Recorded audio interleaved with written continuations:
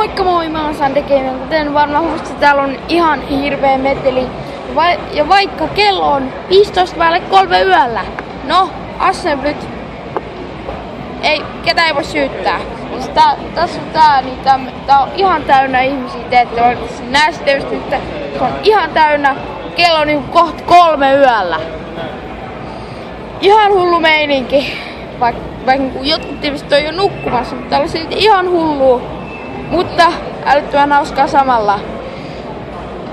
Ja, eli ilmoitus vaan, että mä ostan huomenna tai tänään 10 aamulla. Eli sellaiset, mä oon huono matikassa, niin sellaiset 8 tunnin päästä mä saan uudet headsetit, joten nää voi periaatteessa heittää pois.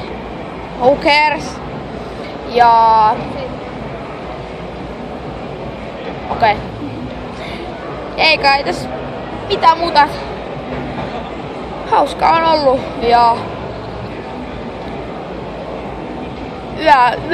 yö on aina asareilla paras, koska se vaan se fiilis, se niinku assemblyn sydän ja se kaikki niinku, se on vaikea selittää, mutta se tulee yöllä.